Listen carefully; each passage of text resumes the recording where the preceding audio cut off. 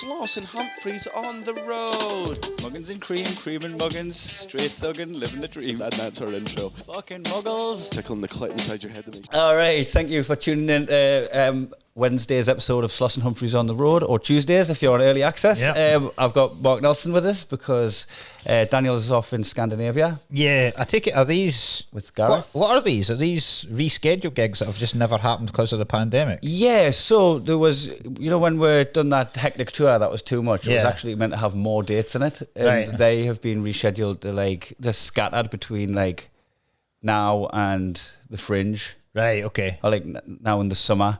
So we're catching back up on Vienna and Germany and Budapest we did, Paris. But what happened is they weren't scheduled in at first, and Danny had his baby and I started looking after my club gigs again. Aye. And I put in some club gigs and they rearranged these dates on top of the club gigs. Aye. And really what I should have done is pulled club gigs and went off with Danny because they're big 1,000-seater stadiums and they're better paid and all that, right? But I just had this crisis of conscience where I was if I didn't tour with Danny, the club gigs are my bread and butter. Aye, and I don't want to just be the flaky guy that puts stuff in and then takes a better thing when it comes up. Totally. So even though it was it felt like I was downgrading what I was doing. And class gigs, I feel bad saying downgrading. So Peter Vincent's ones, Stocknark and Hartlepool, mint gigs. Great gigs. And also, even though it's near enough Middlesbrough and Sunderland, still my people when it comes to working class. Aye. So when I'm doing stuff about people. And it's not like you can pull them and then hide the fact that you've done the gigs with Danny, because and I wouldn't want to do that anyway. And so I was just right, I'm going to honour these bookings because don't burn your bridges. That's me. That's me bread and butter. I'm not touring with Danny. I'm going to be doing these gigs. And and also it was nice because it meant Gareth could go and with Danny. Yeah. Whereas if I pulled them gigs and went with Danny, it's not like I could have just swapped myself for Gareth. No, exactly, because he's not been booked for them, so it's no. Peter Vincent's probably got a queue as long as his arms for people he wants exactly, to put on. So it just gives us serious FOMO when I'm doing them fucking long miles on my own petrol tank to get to the gigs. And I actually saw you put a Facebook status about this the other day, and I wanted to bring that up on the podcast. Right. It's getting less affordable to live on club gigs.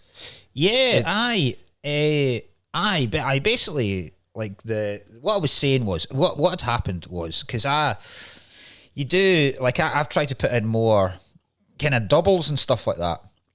Yeah, because it made sense, and it was something I'd never really done because I didn't really like the stress of it. The jeopardy of it. Yeah, because all it does take is for one thing to fuck up.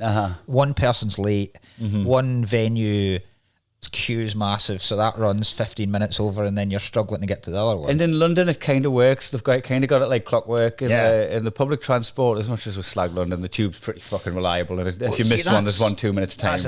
That's the thing. But if you're doing one the middle of the country, you've got something like a 50-minute drive between it. Yeah, and it's not and it has to be a drive. That's the thing, because even a couple of weeks ago when we had we were at the Matty the Pincer's engagement party.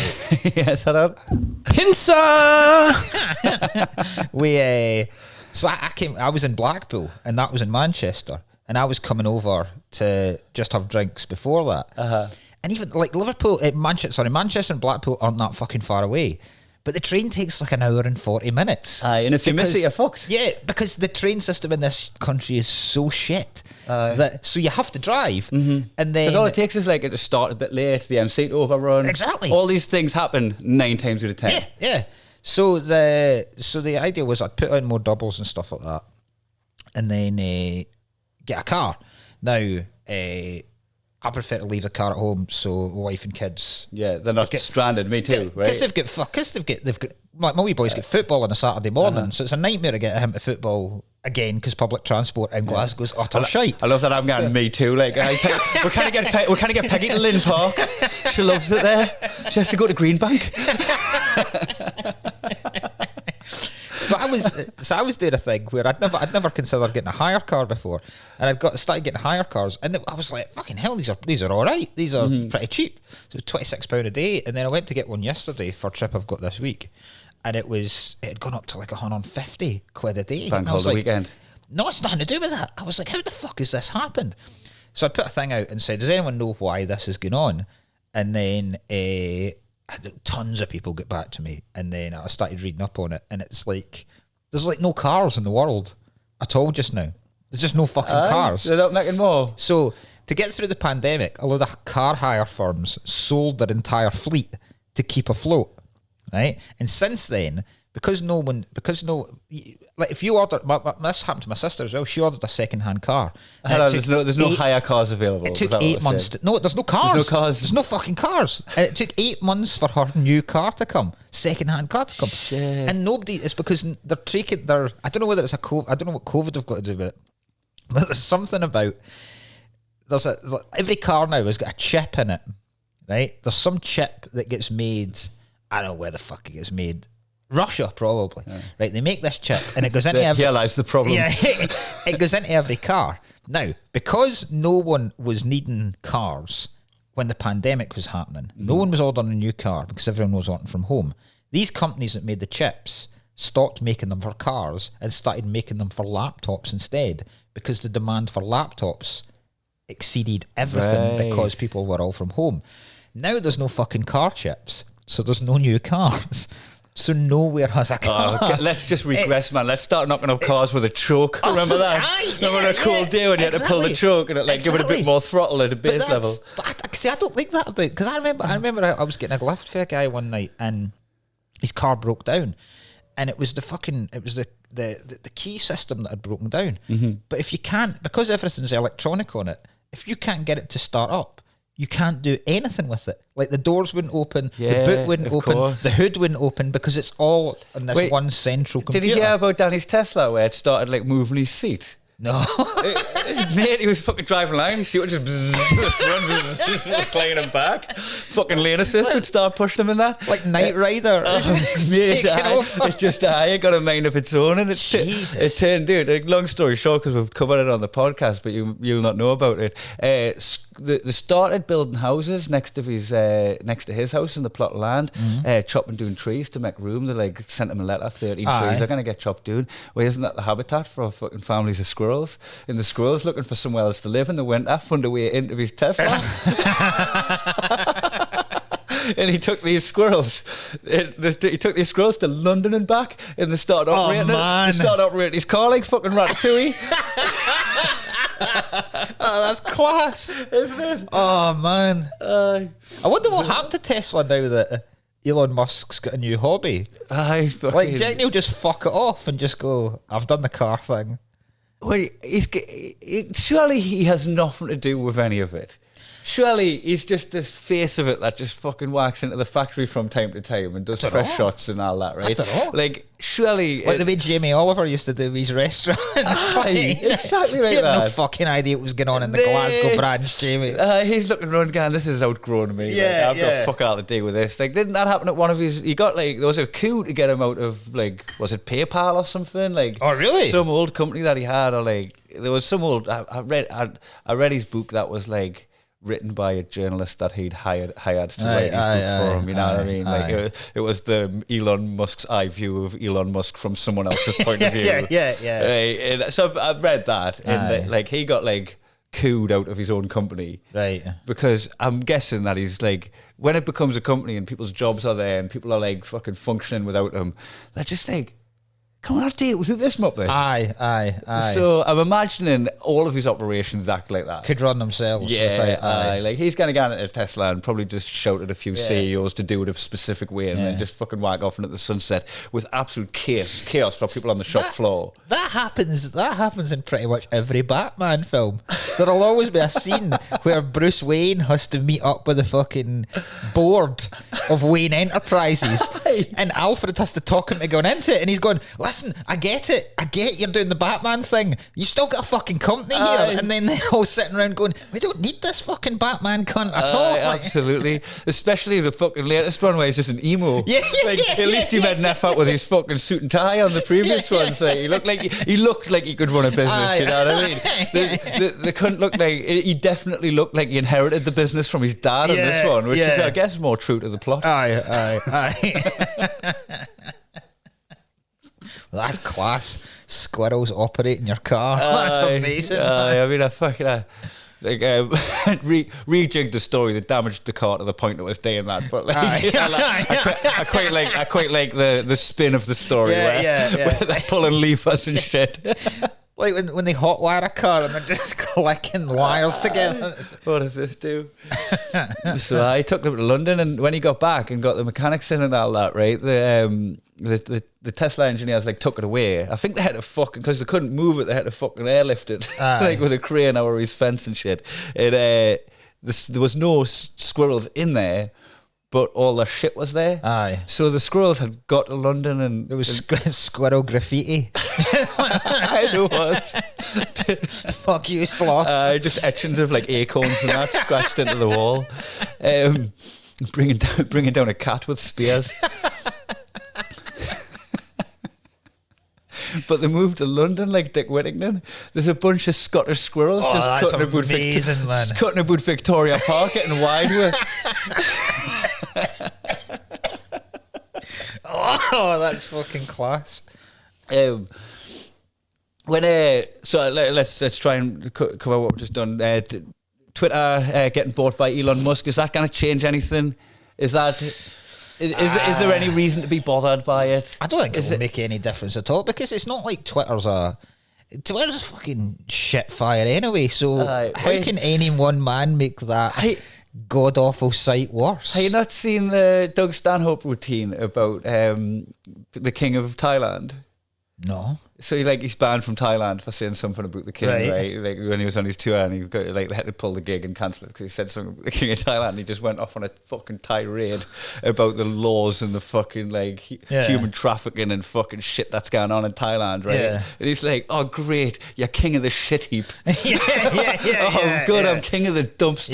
Yeah. That's all Elon Musk will be if he buys Twitter. You're king of the cesspit. Aye, you're just king. You're king of a message board where just people call each other paedophiles all day long. And he's like, well, this is for me. Yes. Finally a place I can get away with it. My calling. Twitter found him. I find it funny, when people are going you could give everybody in America so many million with the amount that he's buying Twitter from. And you're like, aye, but so could the people that are selling Twitter. Yeah, exactly. Yeah. That money's still getting passed from one person to another. Yeah. That person could also be a philanthropist with their money. And shock horror, billionaires are fucking out of touch with the needs of people below them. That also doesn't work. That idea where people go, oh, you could solve world hunger, or you could solve poverty in America if you gave everyone $800,000, right?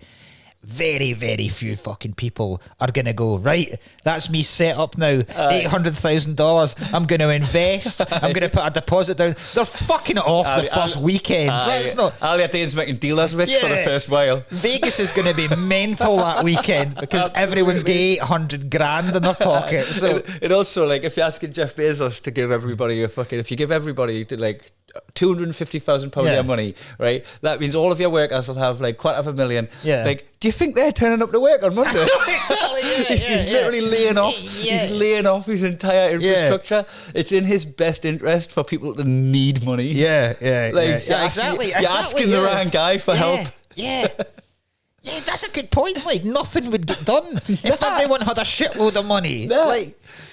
If everyone has a shitload of money, then they fucking forget your bins getting collected. If Danny gave me $250,000, I'd stop opening for him.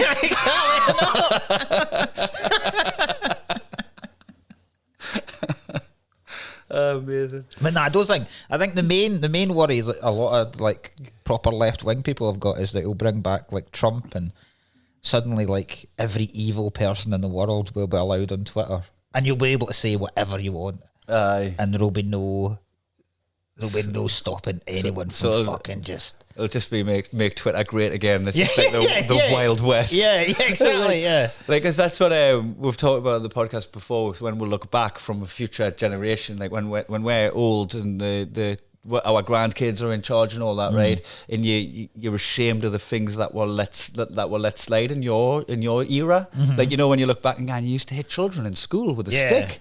Yeah. And you can say that to people who are still alive now. Yeah. You used to hit kids with a stick in school. If you go a bit further back, you've got like fucking slavery and all that, right? Yeah. You like sending kids down the mine, Yeah. right? And you look back and you're going, that's gonna be our. You let everybody just have free reign of their opinion on the internet. Yeah, was that's there true. was there millions of suicides? Yeah. Yep. Yeah, God, fuck, yeah. Jesus, I didn't even think about that. That's going to be our about that. Yeah. That was more than we could control. Were you on it as well? No, oh, God, yeah. Tell a few people to kill themselves. Well, it was a different time back then. Don't know if you remember Love Island, but whoa. Yep, aye. As soon as they released the contestants, I fucking put them on my Deadpool. Not even the contestants, the staff. But we did a hashtag. That hitting kids thing that came up like a week ago because they've banned it in Scotland and then they banned it in Wales. Well, recently, is that it? They banned hitting kids. I thought that had been banned since I was a kid. Oh God, no! It was only like 2 years ago. It was banned in Scotland, and there was a proper uproar, like there was when Wales tried to ban it, and then England brought it up last week. And you get a genuine massive group of people that go argue for being able to hit kids. Wow. Because it's like that. How do you even, like, in good conscience, like, back yourself in that argument? Well, the argument I always give is... You know you're on the wrong side of history. Yeah. They go, well, I was hit as a kid and it's never done me any harm.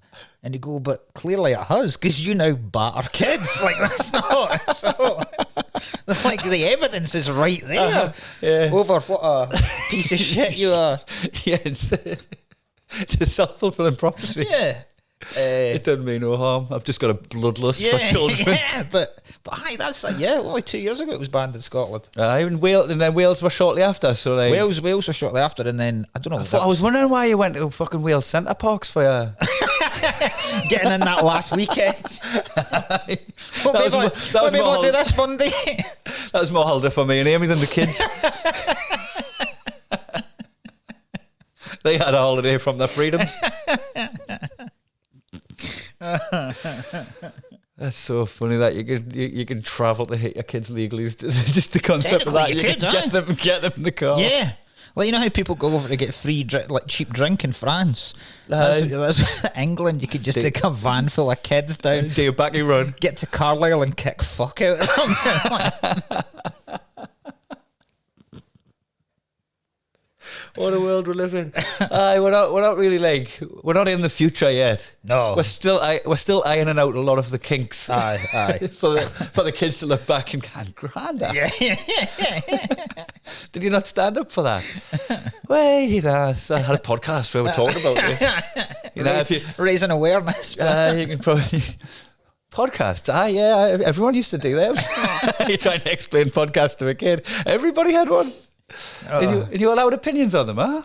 Have you ever tried to split up a fight on a night out with strangers? I've knocked people clean out for being in the wrong. Right.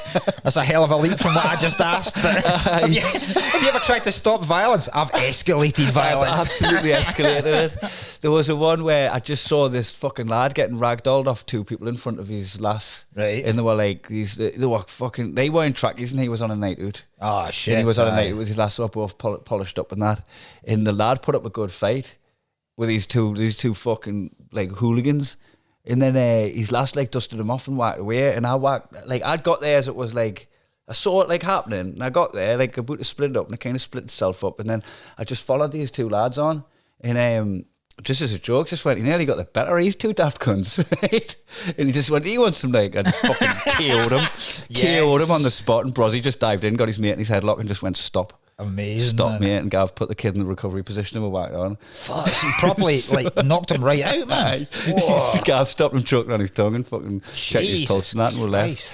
And then there was one in Melbourne where there was a fucking a lassie arguing at the Scottish Canal, arguing with each other in the McDonald's, and I was there having some fucking chicken strips. Just sat on my own, and he fucking got the tray and he mushed it into his lass's face, drink, food, fucking works, right? And she steps back and she's covered in drink and food, and she's fucking she's just in shock, right? And as soon as this happened, these young Australian lads stood up, right? And and he just instantly went towards the Australian lads to sit them back down, just fucking shoulders out, fucking what he's going to do and all that shit. And they bottled it a little bit. Like, they were just like, oh, like passive. They were like trying to stop him. They were just like, they weren't even on night. The kids, like, they were in fucking shorts and vests. They were like 19 years old, and this lad was like knocking on 30. Right? And I just looked at his lass. I was like, do you want me to knock him out? And she just went, aye. I fucking went up and just I hit him twice. The first one didn't knock him out. He was a big lad now, and I was like, if he clinches with me, I'm fucked here. Aye. You know, like if he ends up just grabbing us. Yeah. I'm like, I can't get into that. I can't get into a street fight with him. Aye. And I just give him another one. I just took this one from my boots. Fucking that put him down, and my hand was fucking swollen. Like you see, I don't know if I've got it on the camera. Oh, Jesus Christ. My little finger just never. Is that from that? Aye. Where did you hit him? Chin or like? A fucking cheekbone, I think. Aye. It's like it's all mushed in there, but my hand was like it was right out. And I shot myself because I didn't know what the repercussions were with that. I didn't have, you know, when you hear these things about like the bang the head or like you fucking hit, like I see. Like I walk away from these things going, this could be terrible. I could be done for fucking manslaughter. Like it could spur the moment fucking decision to be like this social justice warrior to the fucking true sense of the word, where I'm fucking taking it to the battlefield. I walk away going, oh my god, my life could be fucking ruined, and you just get this big sinking fear. Where like I've had to really fucking mentally coach myself to getting involved with this kind of shit, right? Because you can't even argue self-defense with that. Nah. Because I don't even know if you would have an argument in court. So I had this is how it went, right? I went back to me hostel. I was staying at this hostel. You might even know the place. I don't know what. I can't mind the name of it, because you've been to Melbourne before, haven't you? It was like Melbourne International Backpackers, MIB. There's gigs there as MIB? well. MIB, Nice. Class in it. That's well good. It's not what I was expecting when I went in. Like, I was expecting one of them egg chairs. Can you? We alien guys taking the register. Can you just sign in on this? And I'm up here trying to put all my details in. So I went there, right, and I was like, all right, I'll pay me £4.50 for me 1 hour of Wi-Fi, whatever the fuck they get you on, right? And I got in, and I ended up fucking FaceTiming with Danny. I ended up fucking like just messaging whoever was on Facebook at the time to chat about it, right? And then I got added by this open mic lass called Tamara. Is that, do you know her? No. So she messaged. She'd been drinking at the X-Fed with me and Chris Franklin. That's who I was out with, and she'd added this. And then I just fucking messaged her, and shit escalated when I fucking left and told her what happened to McDonald's. And she was like, "Oh fuck, I saw some flashing lights. Do you want us to go in and like see what come of it, right?" And I saw a hair pull up. She went in, right, and asked the guy at the counter what happened. And the guy at the counter, Gans, I don't know, like they were arguing, and then this lad just come up and smashed the girl's food over her, tray on her, and then knocked the lad out. And knocked the lad out. And when I saw, I was like, I didn't. That's not what happened. Even though we just met last night, that's not who I am. As if you were furious that they were interrupting your meal. Oh, I've had enough of this.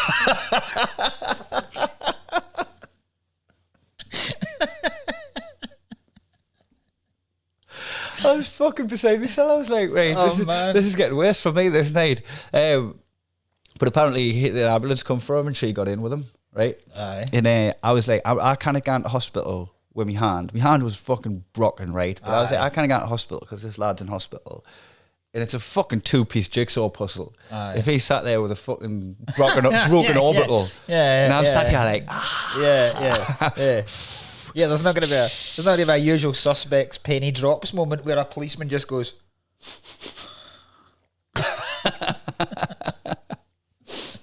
drops a coffee cup. So I'm like, oh, I'm in the fucking trouble of my life. Yeah, I still might be new, because who knows if that lad listens to the podcast. Yeah. It's a small world. He's a Patreon now. Cancelling it. He's there going, something similar happened to me.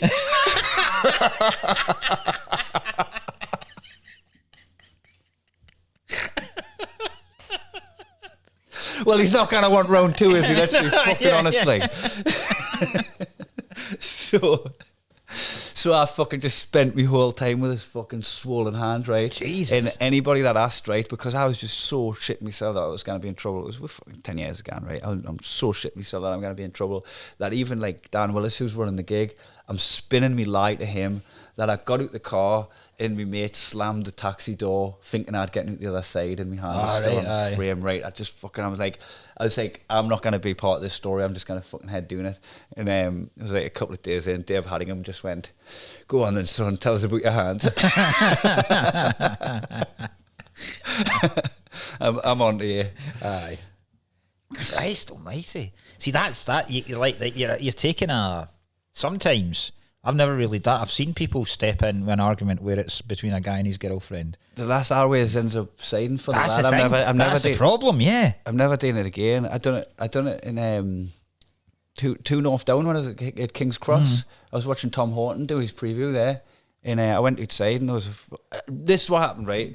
I'm fucking gonna ever separate a fight, and I got here. 9 stories of where I fucking nearly got done for manslaughter. I'm outside 2 North Down having a smoke, right? And, Natalie just goes, Kai, don't, and grabbed us and turned us the other way, right? And I didn't really know what she was doing, right? And what she had spotted was these fucking 2 junkies out of the way, right? A lad had his lass rammed against the bins and he was fucking screaming at her against the bins. Jesus. Right? And then I looked around again. So Natalie had fucking telegraphed that this was going to happen. I was just like, oh mate, man, what the fuck you doing? Let go of her. Like I didn't approach them on out. I just said that. And then he lets go of her, starts storming towards us, pointing his finger, and he's just fucking making his way towards us. And I just upped him with a front kick right to the chest, just teeped him right in the chest, put him back and followed up with a punch and fucking left him on the ground again.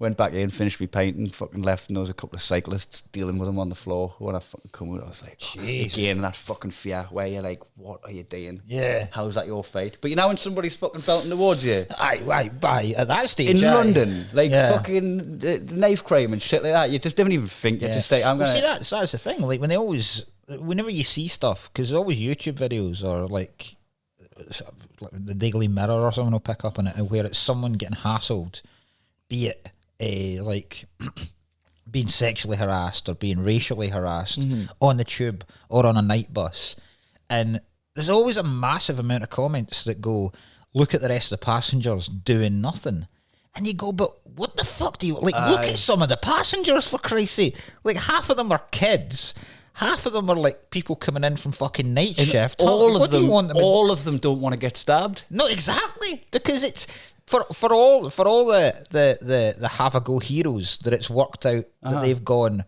you know what, you've done good there, you've stopped a thing happening, you've stood up for another person, that's a good thing to do for society. For all of them, there'll be another 10 that have stepped in and ended up worse off than the person that was getting harassed in the first place. I ended up in jail for the assault that you've done on them. On this occasion, right, I fucked off. I was just like, I'm out of here. I'm away. The fucking lassie came back with a golf club and started looking for us with a golf club in the venue. I mean, like... Unless you wanted to take us for a round of golf. Cheers, mate. Do you want to go and knock 9 holes? The fact that it's Horton's preview and a psycho woman comes in with a golf club, like... Just a person pissed off at the Tower of London tour. Where is he? Where is he? Oh, amazing. He was like, do you ski? Do you ski? I play golf, you cunt. Oh, God. So I've been clean from interrupting shit like that for a while now, for good. I mean, there has been a lockdown. Aye. It has been 2 years where I haven't really seen anything. Yeah. But I'm just at that stage where it's like, it's other people's problems. I'm like, I mean, I probably wouldn't be able to help myself if I see a fucking lass getting mushed against the bins, or if I see a tray get smashed in a lad's face. There's an instinct that... And I know I'm capable of, like, being the bully, you know, like, they're being a bully, and I can give him instant karma for what he's just done to somebody that's weaker than him. Yeah. And So it'll be hard not to do that. And what is the right thing? Am I meant to just like turn the other cheek and just... Hold on. What about like if I just power down a little bit and like give him a chance to hit us back? Like what it's not like you can go, use reasonable force. I'm not that strong. Yeah. So I can't just like restrain him. Aye. But I've just got like a decent hook on us. Aye. I did it. The only like I've done it a couple of times for splitting up fights between lads, but never really. It's almost like tussles. It's like guys that you maybe see two guys going at each other, but neither of them really wants to fight. Like they can't back down. Like it's happening on a football pitch. Yeah. Exactly that. Like they're thinking about the red.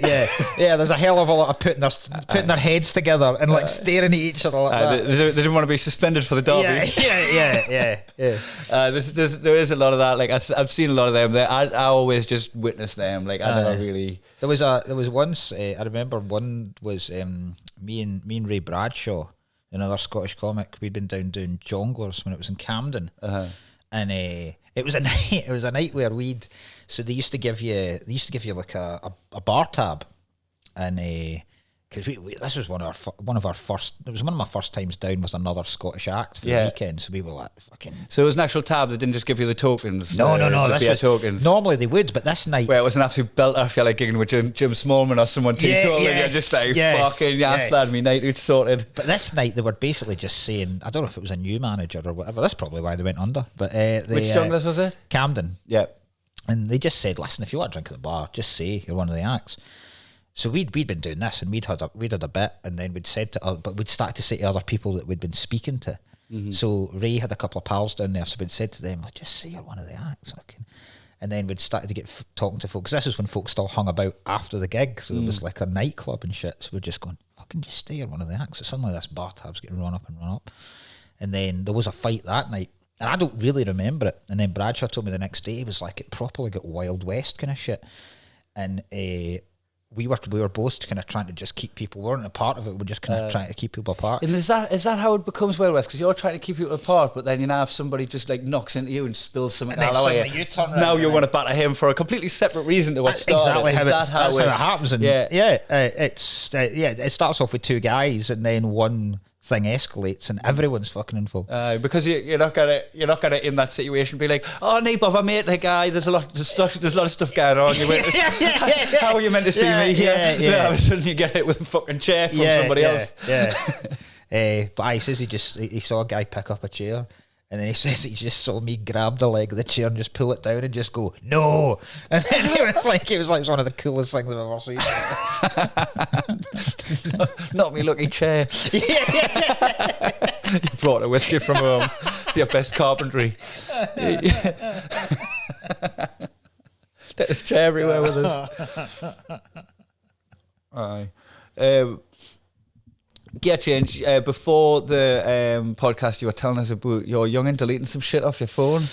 Oh yeah. Well, he's done it before. Like, because I give him my phone he downloads like football games on it now, and then every now and again he will be like just fucking tapping away with greasy fingers, and and then ends up. And I didn't know you could do this because I store a load of stuff on Safari on my phone.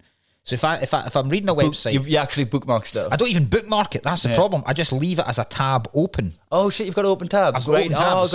I've got like 160 open tabs.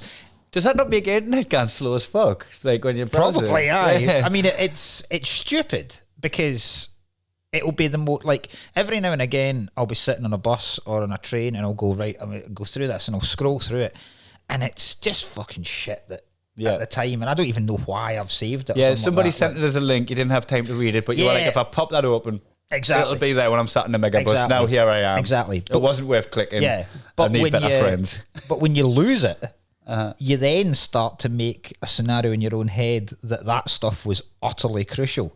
Like, there was shit there you'll never find again. Yeah. And there was genuine important documents that you had saved. But really you were just hoarding. I was just hoarding. You were just hoarding information. It's like someone deleting your loft. Yeah. It's a bunch of shit that you put up there because you're never going to use. Exactly. It had been under the bed for too long. You needed space. Exactly. So you put it in the loft. But I would be exactly the same. Like, if my garage burnt down at home, logically, there's nothing in there that I actually need. Mm-hmm. But You have attachments in my to own it. in my own brain, I'd go, oh my God, I've just lost half my life because my fucking... Do you know I lost an entire suitcase once? I left it on the train. Right. I ended up getting off the train, like getting on the tube, finding Natalie in the park, summer's day in London, laid down next to her. And she went, "Where's your suitcase?" And I went, "I had a fucking suitcase with all my belongings. Literally everything I owned in terms of like clothes, toiletries, like the fucking, just so much shit." And I just couldn't find it in the world. Never got it. I never got it again. And you know what, like, because if your garage burns down, that's a bunch of shit that you're hoarding. Aye. But if you've got your suitcase, this to you, You is actually like, need that This stuff. is what I need when I'm out the house. Yeah. I need this shit. And you know what? It wasn't that bad. No. It wasn't as bad as like that is one of your biggest worries in the world is like losing your suitcase and never finding it again. Yeah. It's always like Your worries are worse than the actual reality of it all. I try and reason that with myself whenever I go away at weekends. Before I go out the house, I'm like proper. I've got this weird OCD thing. It's the only kind of OCD thing I've got where I need to lock the door 3 times. Oh really? Before You've I go got out. one of them ones? Yeah, a that legit one. Aye, because if I don't, Aye. I'll then have to travel back to check I've locked the door. Oh shit! Right. So that's what. So in your head, locking it isn't enough. But if you lock it 3 times, you remember locking it 3 times. Yes. You're like, I've just done that ritual, so yeah, Yep. I've done it. Yep. So Yep. But if I've run out the door and I've only done it once, I'll be like you'll doubt the it. train station's like a 10-minute walk from my house. I've been it where I'll get to the train station, go, fuck, did I lock that door? And then I'll miss the train and come back down to the house. And it's always, I mean, there's never been a time where I've walked back No. and it's been open. Never. Aye. But it's Christmas just gone. We went to stay with my mum and dad and like see all my family like from like the 28th or something until the New Year. Aye. I fucking got back and I just door handle worked. House open. I left my house open all the way over the fucking Christmas week. And nobody did a thing. I tell you what though, I was like creeping around, looking behind doors, Aye. looking fucking in every like. It put the shits up as that I'd Aye. done that. That like there could have just been people living in my house. Yeah, fucking yeah, this yeah, whole, yeah, like, yeah. But I got away with it. That's not one of them going, oh, I've done the worst thing. It's not as bad as you think. Because if Yeah. it had been burgled, it would have been as bad as I thought. Yeah. It would have been a horrible thing. Because then you'd have needed to kick in the door so you could go to the insurance and go, it's broken in. You can't Oh, just fuck, I imagine. Imagine. But I mean, it would take a hell of a... Because if you're a burglar, the chances of you just going up and randomly checking doors are going to be slim anyway. And also, if you're randomly checking doors and one's open, you're like, there's people in here. Exactly. Why the fuck would you take the chance of walking into a I wouldn't full know house? I wouldn't know if anyone did that, opened the door and went, fuck, move on. Aye. So you never found this, like, the train company couldn't have told you where it... Because, I mean, it must be somewhere. They kept telling us that there was, like, everything ends up in Leeds. So, like, it'll end up in Leeds, going to Leeds, right? And I tried ringing this fucking thingy in Leeds and I just couldn't get through. It was just no way to get through on a phone line. And I remember, like, the comic, I checked the listings and all that, and I, like, tried, I think Dan Nightingale was on. I was like, oh, could you check there? And he was like, oh, I've already, like, I'm not even taking the hotel. I've left through the night and all that. Like, so there was a number of times where I tried to get comics to just check if my luggage is there. And then eventually I ended up in Leeds, and I went and they just didn't have it. Like, they were just saying, I was like, well, what do I do now? And they're like, I'm just there in Natalie's clothes. I'm just there with a leopard print skirt on and a nice blouse. But that's what I do. As I'm going out, as long as I've done the 3 doors, the 3 lock thing, I check to see if I've got everything I need for the weekend. And before I go out, I go, right, have I got my phone and have I got my wallet? And have I got a phone charger? Because that's, in the modern world, realistically, that's all you need. Because with a phone, you can then get anywhere you need. And if you've got your wallet, you can buy anything that you need anyway. Like if you've forgotten shoes, you go, well, this is shite, but I'll just need to buy a new pair of shoes. Passport would be a fucker. Passport would be a fucker. Passport would be like, especially if you're doing like country hopping, like what we do. The passport being gone would just be like, way, it looks like I'm going to be trying to get home via an embassy. Yeah. That's my life now. But remember? what's funny is after losing my luggage is because I quickly just fucking accepted my new reality. Aye. Right. There was I had me B-list clothes that I'll only ever wear at the gym in the house. Right. I'm downgrading back to them as I try and build up my wardrobe over the course of a few months. Yeah. So not to have a splurge and I just see old photos of me with nice clothes on that I liked, that I had like psychological attachments to. Yeah. And I look at them and just blood stains of lads that you've broken up fights. Oh, remember that one? Yeah. Did I ever tell you about the when I was in Greece in Zante? So I'm fucking. I was so fucked. I decided to walk home. Right. I was like, I you know when you diagnose yourself too pissed to still be out. You walked home from the rest of the lads. Not to Britain. No. Sorry. Home's where I lay my hat more. I put my hat in a 2-star hotel in Zante. My house now, and I walked back, and there was a lad lying on the floor, right, and his head was pissing the blood. It was like raining, right, and it was on marble, and the pool of claret was growing like that, right. It was like a murder scene, and these fucking lads were like, what had happened, what I figured out, right, is these lads had an argument between friends, right. Push come to shove, he slipped on the wet marble and fucking banged his head on the floor. Oh. Right, tried to put his hands down or whatever, and it fucking hit him here, right, on his forehead. And it sobered me the fuck up, right? At the time I worked at the sports centre and I was like first aid trained and we'd done training like on a semi-daily basis, we'd done like training. So it was just like kind of second nature of what to do in the situation, right? And I instantly fucking take me t-shirt off. It was Henley's was, you know, when Henley's t-shirts with the sequins and all that, like overpriced sequin t-shirt. Yes. It was one of them, right? And I fucking folded it up and like fucking stemmed the bleeding with that, right? And I start doing like a kind of top to toe search and check his fucking spine, put him in the recovery position when I think he's all right to move. And I just start like asking people, like, did somebody phone the ambulance, and does he have travel insurance? If you're his friends, you should. And I like fucking sobered myself up to orchestrate this first aid incident, right? And was just like instantly this fucking weird fucking hero that had come with the blue, right? As this lad ends up in the ambulance and getting like driven up the road with my t-shirt still attached to his head, right? And everyone was just like fucking thanking us and telling us it was amazing and all that, right? And just this fanfare around us as I'd fucking sorted this kid out who was bleeding out on the pavement. And then everybody went back to the night out and you left me with knee top on, covered in fucking blood. Trying to figure out where the fuck my hotel is. Oh man. Just walking around Zante again. It's not how it looks. It's usually like this, but not this time.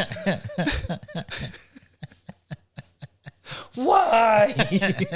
I fucking love that t-shirt and all at the time. I got bitten by a snake once on a walk home in Malia in Greece. The fucking, you must have shot yourself. I didn't. Do you know what I didn't? I didn't realise.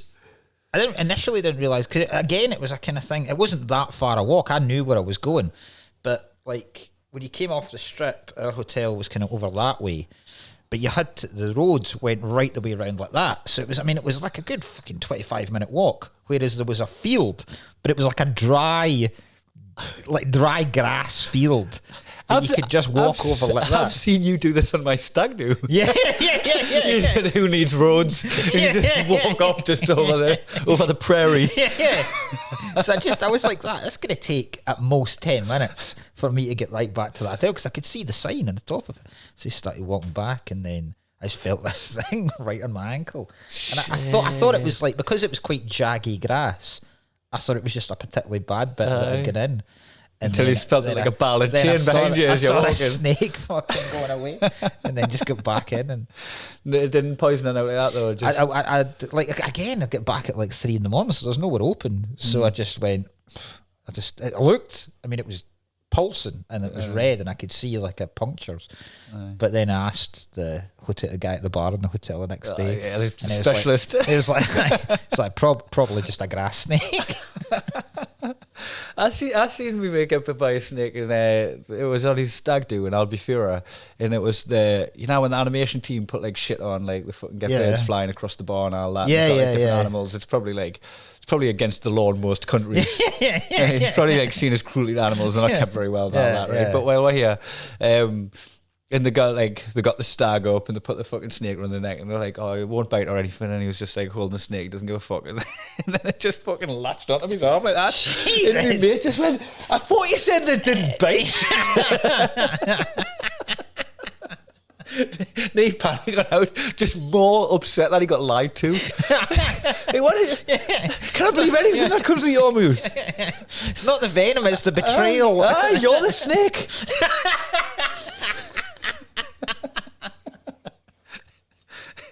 It's not the venom, it's the betrayal.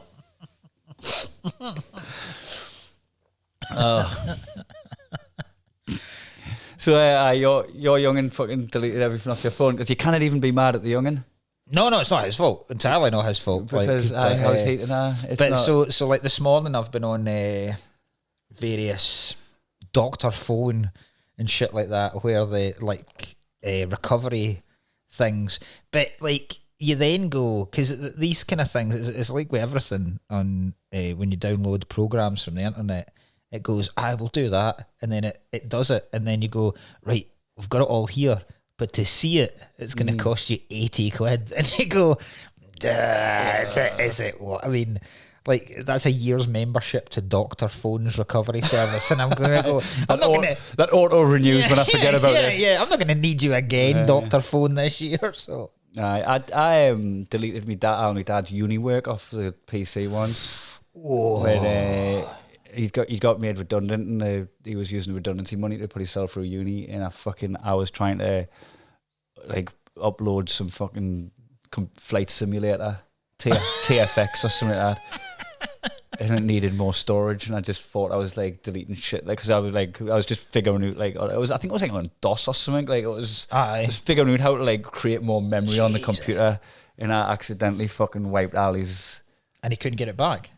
Nah, and he was fucking livid with us. Like, I got grunded and that, like, but I was old enough to be punished for it, you know. Like, when it's a youngin, when it's your kid, they don't know what's going on. Like my brother's kid dropped his lass's phone doing the toilet, and like, see, that's just, and it's just like, she's like, well, that's on me, but like, she was furious because she'd lost all our like communications with like lost relatives and all that, like that she kept stored on there so she could revisit conversations and that, and she's like, that's gone.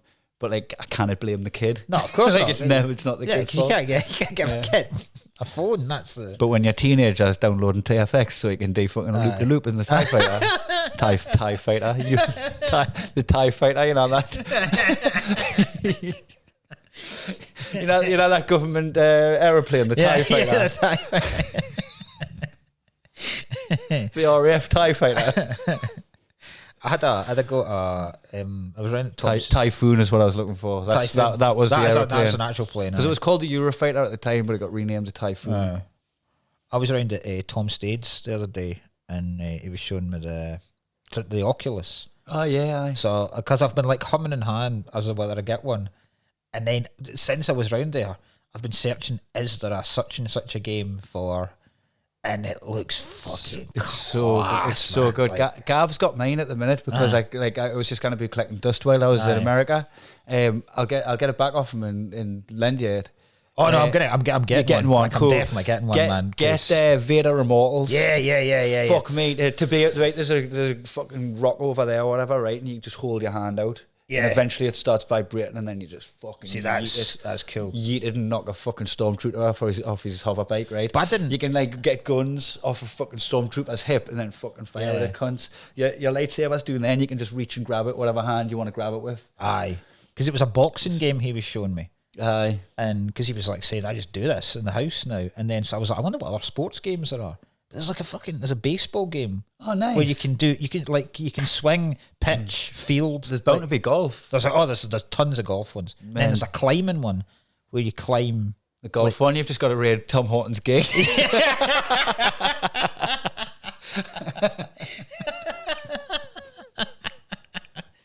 don't think there's a football one though.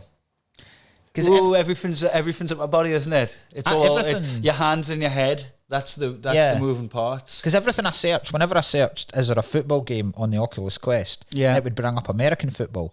And that's you basically just being a quarterback. Aye. Which is quite... Yeah, I've played one of them. Which makes sense because it is your hand and your aim. Yeah.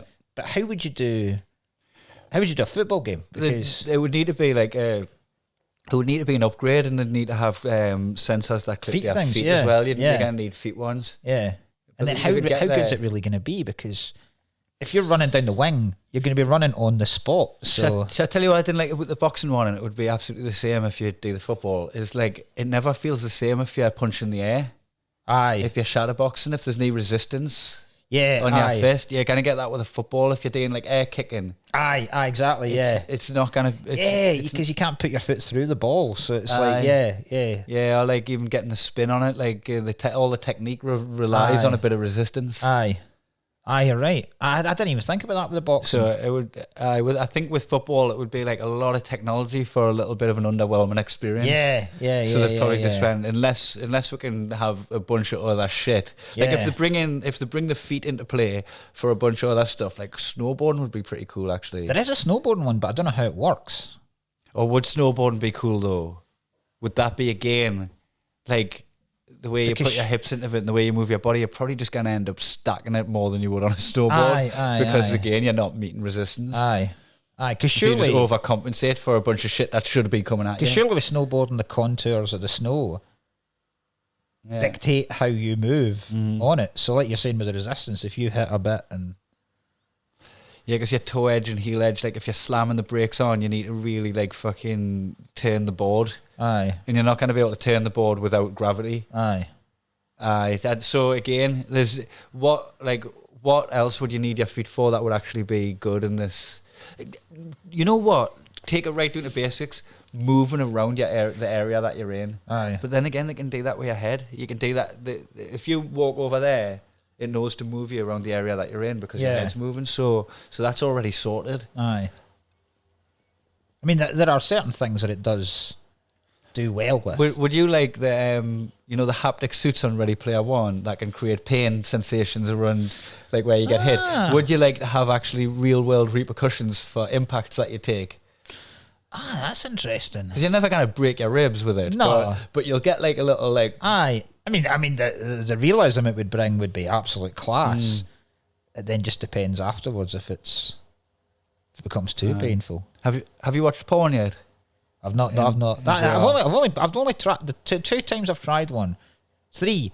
I did it at Stage the other day with boxing. I did it at Danny's when he did that fucking thing where you walk off the building. Richie's Plank Challenge or whatever it's called. Yeah. That's one of the most terrifying things I've ever seen. And I did at Sloss's before. That was the old one he had, which was the shark cage down, and that was awesome. I mean, that was proper awesome. I don't know if I could do the horror games. I think that would be a bit too much. Too much for you. I mean, I'm trying to think now because you know what? I haven't really done much in the way of the horror stuff. I had like a shot of something that my dad had where there was like fucking pigs' heads or pigs' carcasses and shit going around. It was like fucking clown music, and I can't mind what it was, but controlled environment, it wasn't that scary.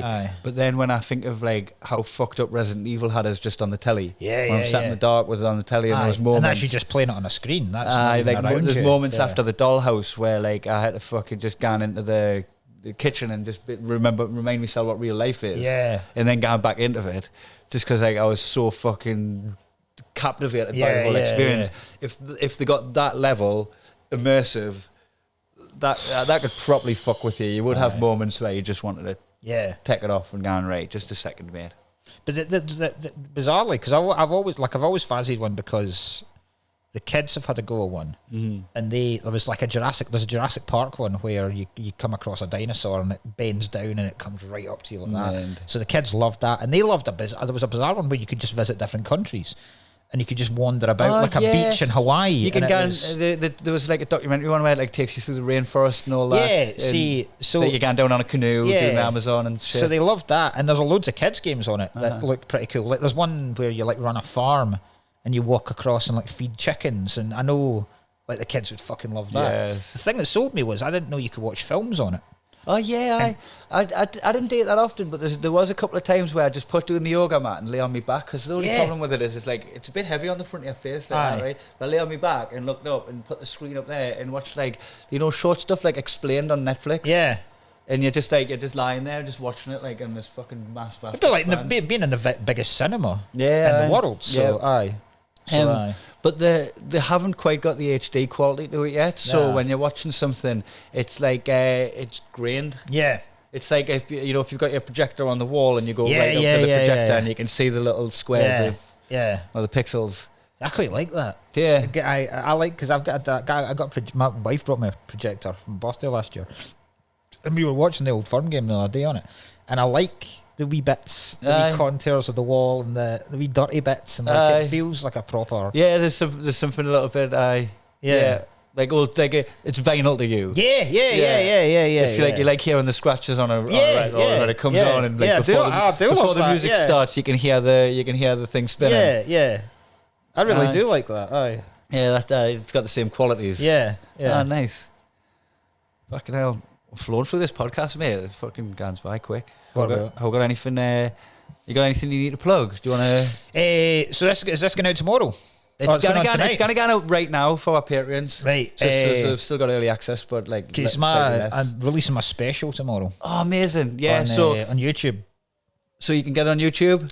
Yeah, so it's free, completely free, and it's on. So if you just Google search Mark Nelson comic. And it's the same one. It's the one I saw you do at the Fringe last year. Yeah, that's the show. It's fucking exceptional. I can't recommend it enough to people listening. So that's 3:00. That's going on YouTube. And tomorrow. Can I drop the link to it in the Patreon? Yeah, man. I'll send you on. Right, champion. Yeah. I'll drop the link in the Patreon. Also follow Mark on social media at Mark Nelson Comic. Yep. On both Twitter and Instagram. Everything. On everything at Mark Nelson Comic, and he'll be posting about his new show. So fuck yeah, you've got that to get excited about tomorrow. And you've got a podcast called My Perfect Playlist. My Perfect Playlist. Yeah. Mate, thanks for coming on. No, pleasure as always, man. And we'll get you on with me and Danny very soon. That'd be class. That'll be good. Right. Thanks to everyone. See you all on Thursday when I'm going to be having a catch up with Danny. I've got a bone to pick with him as well. So get excited about that podcast.